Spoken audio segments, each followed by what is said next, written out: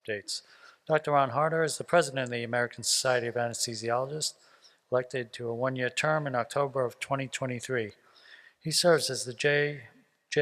Jacoby Professor and Chair of the Department of Anesthesiology at the Ohio State University College of Medicine and practices at the university's Wexner Medical Center. Over 3 decades, Dr. Harder has held numerous roles within the ASA, including Speaker of the House of Delegates and ASA representative to the National Academy of Medicine's Action Collaborative on Clinical Well-Being and Resilience. He has chaired multiple ASA committees and has been an active member of the Ohio Society of Anesthesiologists since 1994, where he also served as president. Dr. Harder has earned a BA in chemistry from Capital University and the MD degree from the Ohio State University, completing his anesthesiology residency at Georgetown University Medical Center. He is board certified by the American Board of Anesthesiology and resides in Columbus, Ohio, with his wife Catherine and their 5 children. Please join me in welcoming Dr. Harder.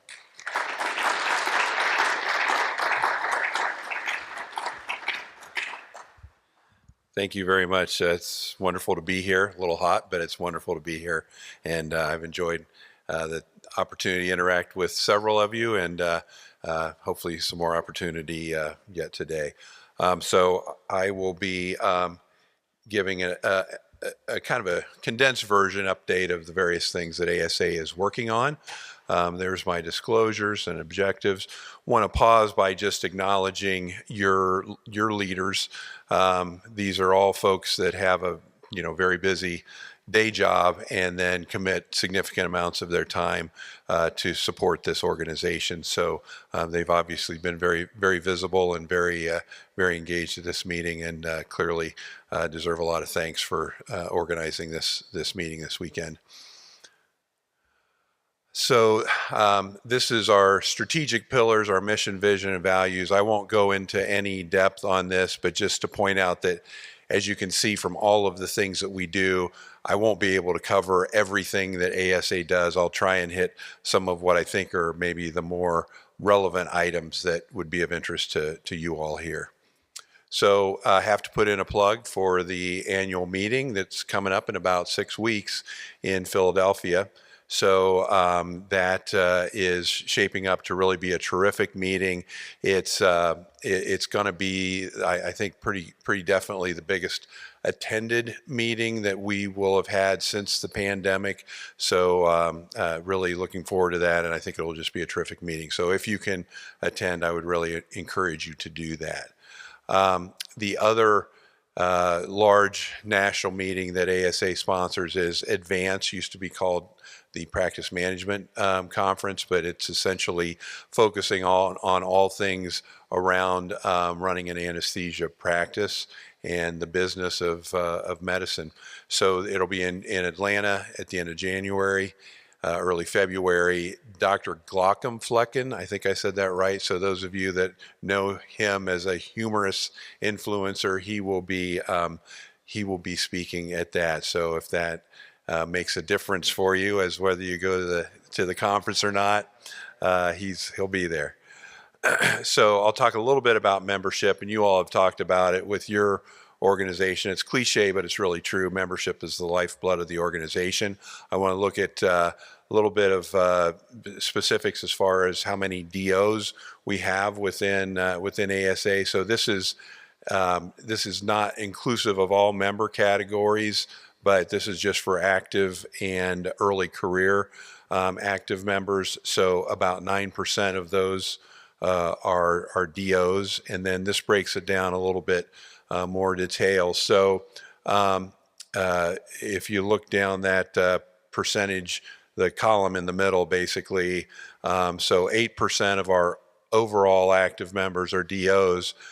Active EC is early career, and I'll talk about that here in a second, but those are active members in their first 3 years out of training. So we have a special membership category for them.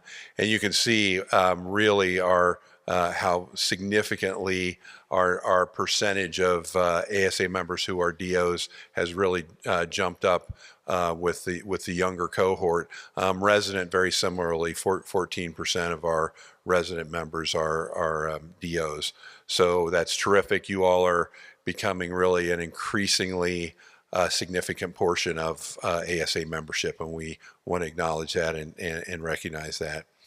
So this is the early career membership program. We had been noticing over really several years that we were capturing fewer and fewer people at the end of training as active members, and some of them then would never ultimately become members. And so most residents are ASA members. Typically their programs will pay their dues. It's not very expensive. And so we have close to 100% penetration for resident membership within ASA, and then it drops off pretty dramatically when people finish their training. So we put together this program that's dramatically reduced cost, and then also provides a lot of educational and practice management and career development types of resources that are the things that an early career anesthesiologist likely would want to have access to. So for those of you who are in that first 3 years, if you're not an ASA member, I would really encourage you to check this out. For those of you that are in training programs, please make sure that your graduating residents and fellows are aware of this and sign up. I really am confident that if we have early career members in those first 3 years as members of ASA, they'll continue for life, because they'll see the value that ASA brings to them in so many parts of their education and personal career development. So advocacy is a lot of what ASA focuses on, and that's going to be a lot of my remaining remarks here. We already heard some of what AOA is doing on the advocacy front. So there's a lot of similarity there, but a little more in the weeds, I think, as far as specific to anesthesia here. So economic advocacy, it's a big part of what we do. Anybody who's running a practice knows that the economic forces are really very challenging, and with what we get paid, certainly from government payers, but increasingly from commercial payers, relative to what we have to pay for people to provide the anesthesia, there is a growing gap, shortfall in what we get paid versus what we have to pay our providers to do that service. So it's requiring increasing amounts of support from hospitals. I was chair of the department at Ohio State for 14 years, and I remember vividly one of my early meetings with our CFO. He was onboarding. I'd been chair for a few years, and after the initial introductions, he said, "So why does anesthesia cost so much?" And so if you want to just get one picture of why anesthesia costs so much and why the support, especially for anesthesia groups and departments that have a large percentage of their payer mix are Medicare patients, this spells it out really in pretty painful detail. So I don't think this, oops, no, that's not what I wanted. All right, so I don't have a pointer, but so there's three colors of purple here. So the dark purple is in actual dollars. Since 1991, you can see that we've made very little change in what we get for our conversion factor from Medicare. The slightly lighter shade of purple shows what the 1991 conversion factor rate would be if it just simply had an inflation adjuster and kept up with consumer price index over that same period of time.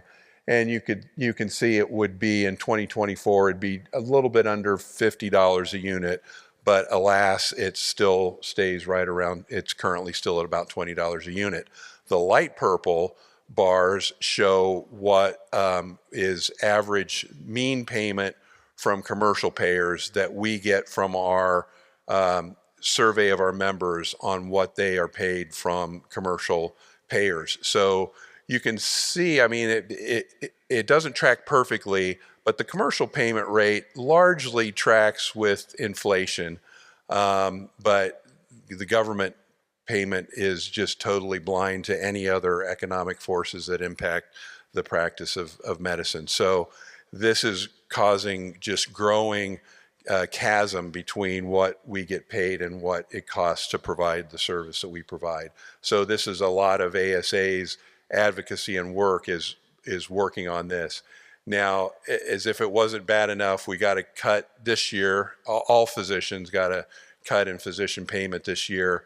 And the proposed cuts for 2025 have been released. 2.8% for RBRVS, which is what pretty much all non-anesthesiologist physicians are paid, intensivists, pain docs as well. And then the anesthesia conversion factor is a proposed 2.1% cut.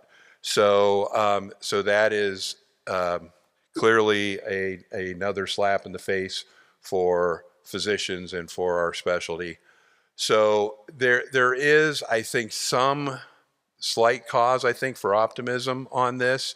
So this is not ASA's or AMA or AOA's letter to anybody highlighting this. This is coming from within the federal government of the entities that really impact and influence the philosophy and the implementation of the Medicare plan.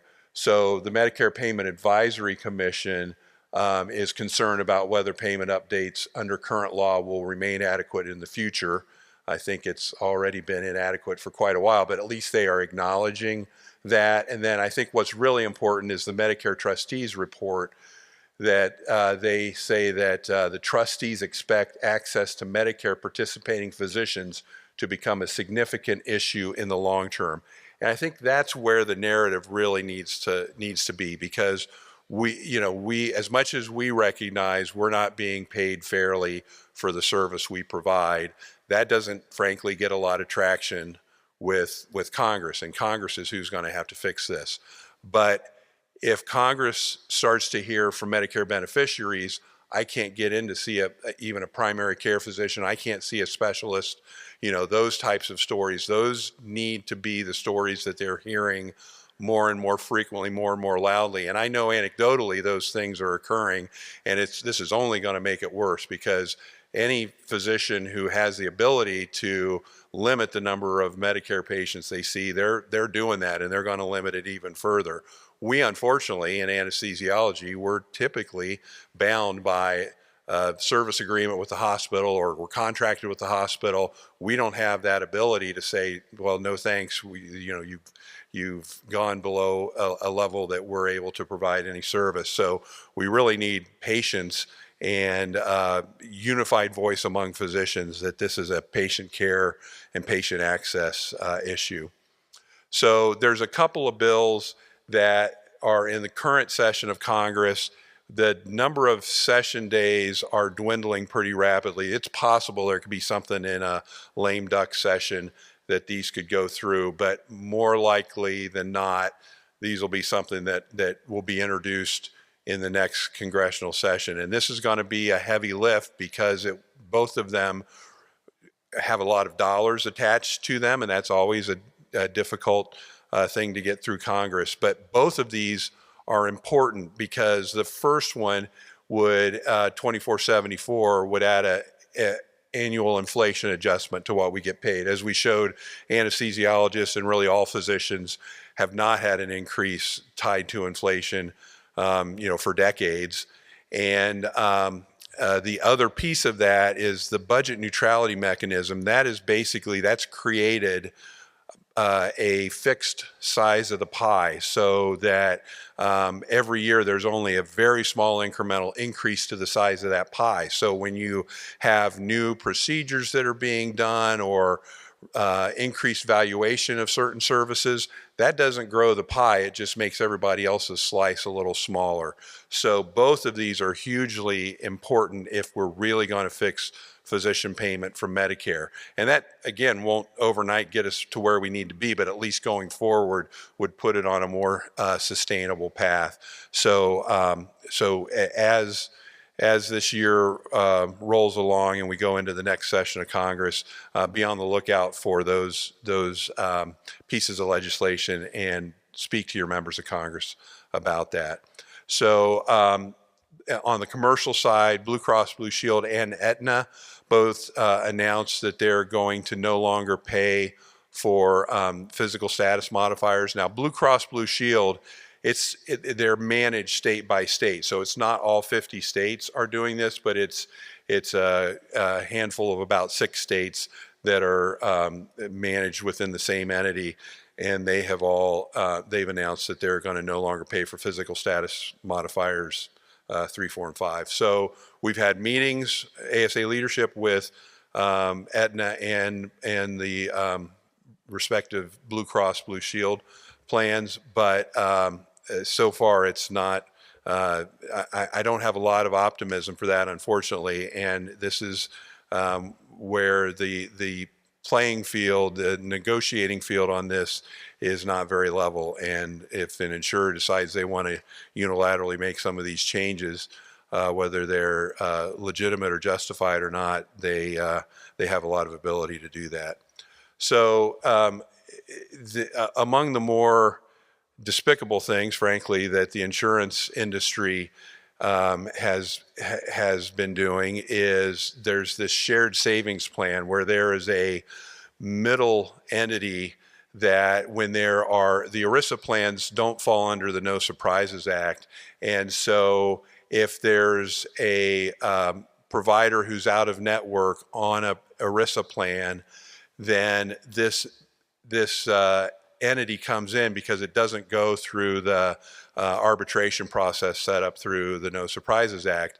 And so that entity, then their job is to make a very lowball offer to the provider, and they put a lot of pressure on the provider, like, we'll take it or leave it, and this is only good for very short period of time, and then the incentive to this middle person in this entity, Multiplan is the name of the biggest one of those, but there's others that are in that space. Then they get a percentage of the difference between what the provider charge was and what the insurance company actually pays. And there are instances where this intermediary actually got paid more for a particular service than the provider did, because they were able to ratchet it down so much, and then they take their piece of the difference. So this doesn't do anything to provide care to patients. It doesn't help patients. It doesn't help providers, certainly, and it only further jeopardizes the ability for patients to receive care, as this really has a increasing burden upon practices because of the despicable way that they do this. So the New York Times had a great expose on that. It is getting recognized at the federal level, Department of Justice. So hopefully there will be some action ultimately on that. So United Health Group has been on ASA and other entities' radar for a number of years. This is some quotes from a letter that when Beverly Phillip was president of ASA 3 years ago, that was sent to the Department of Justice, pointing out shared savings and some of these other things that United Health Group does. They have tremendous market power, and really, you could argue that it really is anti-competitive because they have such a big share of the market, and they're wielding their power in a way that, again, does a disservice to providers and to patients. So No Surprises Act, I could spend the rest of the day talking about all the nuance of that. There's a number of court and as we heard in the last talk, there's been a number of legal actions that have gone on that have improved it. ASA has provided amicus briefs in support of those lawsuits that have been successful. There's still work to be done. It is still, it's not perfect by any means, but it's getting better. So there will be bipartisan legislation, I think, yet this year, but it may be at this point that they're going to hold it off till the next session of Congress, that would actually create civil monetary penalties for the insurers who don't pay within the 30 days that's required. So after going through this arbitration process with the No Surprises Act, and you pay the fees to do it, and they're lowballing what they're paying, and then after months and months and months, you finally get the decision from the arbitrators, and if the provider wins, then the payer should pay within 30 days. They are taking months in some cases before they pay. So it's, again, the insurers really looking for anything they can do to further their profits and not serving patients, not serving the people who are providing the care. Scope of practice, big issue, obviously, for us. Many of these battles occur at the state. So there were 17 states last year in which the AANA and their state affiliates had introduced legislation to expand scope of practice, usually to allow independence of nurse anesthetists and remove any physician oversight. So those were defeated in all 17. New truth and transparency law was passed in Tennessee. Washington State is now has licensure for anesthesiologist assistants. On the downside, Massachusetts and Washington, D.C. both have opt-outs. D.C. isn't quite an opt-out because they don't have a governor, but their city council passed regulation that essentially allows physician supervision to be removed from that, although, again, there's probably other regulations that require that they still maintain that. At the federal level for scope of practice, the big issue ongoing is with the Veterans Affairs, that the efforts of the nursing services within the VA to try and get independent practice for CRNAs for all of our veterans all over the country. So I had the opportunity about a year ago when I was president-elect to speak before Congress opposing this, and you can see there's just a quote from my submitted remarks. The effort has been going well. We've got a lot of veteran service organizations that are very much behind us on this, and this is that's hugely important, because if the VFW says don't take anesthesiologists away from my health care, that goes a lot further than it being perceived as an anesthesiologist and nurse anesthetist turf war. Oops, oh my gosh, I don't know what I did there. So that quote was from my submitted testimony. This was in the submitted testimony by she's now president, at the time she was president-elect, of the AANA, and I hope you guys can see that in the back, but this was, within her testimony, showing that, gee, their education and training is pretty much the same as anesthesiologists. And so our undergrad pre-med degree, where we're learning biochemistry and anatomy and physiology and all of the medical sciences that you build your medical education upon, they don't count that as anything, because apparently that's not anything that matters if you're providing anesthesia from their perspective. They equate their undergrad nursing degree to medical school. They equate their year working in the ICU to the PGY 1 year where we're working in the ICU as the intern, coming up with the diagnosis and the plan and the orders that the nurse then carries out in the ICU, and then they're equating their master's program and now the third year, the DNP, which is usually not clinical at all, with our CA 1 through 3 years. So we all know that this is ridiculous, but this is the kind of stuff that they're espousing. So if you have any colleagues that say, why do I bother being an ASA member? Well, if this is the only narrative that you want being submitted to Congress and to the VA, that this is what anesthesia is about and this is the lack of distinction between us and nurse anesthetists, then yes, you don't need to pay your ASA dues. You don't need to support ASA PAC, but this is the kind of stuff that's out there, and this is not, again, this is from their leadership. This is not from some fringe member that's that's got some wild ideas. This is coming from their leadership. Grassroots network, some of the pieces of legislation at the federal level that I mentioned earlier. This is a QR code. So if you are part of the grassroots network, and many of you maybe already are, you'll get emails periodically of, hey, please ask your member of Congress to sign on to this piece of legislation or to sign this letter about the VA or whatever. So it keeps you in the loop of what's going on, and it allows you to help us to message Congress and the various regulatory bodies for the issues that are important to our specialty and our patients. Well-being, this is an issue that's been a priority for me and my leadership within ASA. 2019, we established a committee on physician well-being. You can see there's working groups within that are addressing some of the more important issues that fall within that well-being bucket. And that QR code would take you to our website for the resources that we have for wellness. Some of those generated by ASA, and some of them are links to other good resources. So if you or a colleague needs these types of resources, I would urge them to, or you to check these out. This is something that I'm very proud of that ASA is supporting.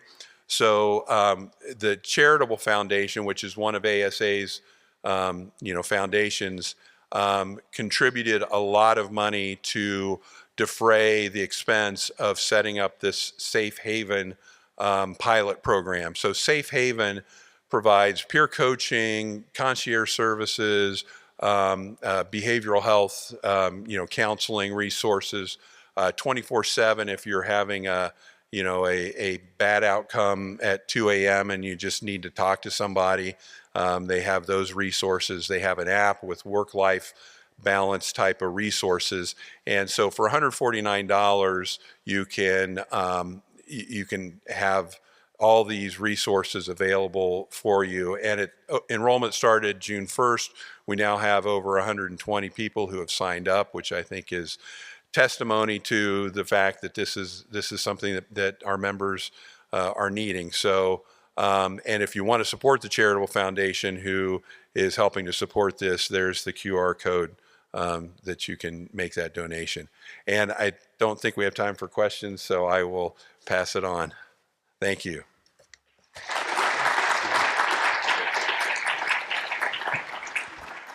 Thank you, Dr. Harder.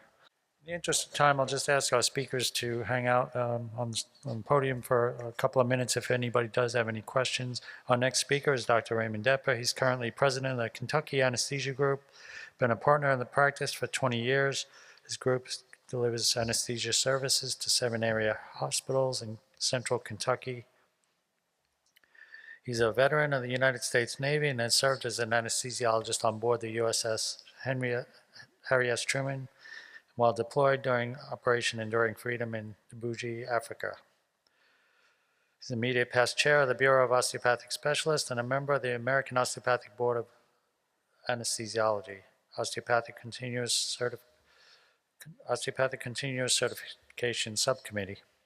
Over the past 4 years, they have made tremendous improvements on board certification process for future diplomats and for current diplomats who choose to distinguish themselves through osteopathic board certification. Please join me in welcoming Dr. Depper.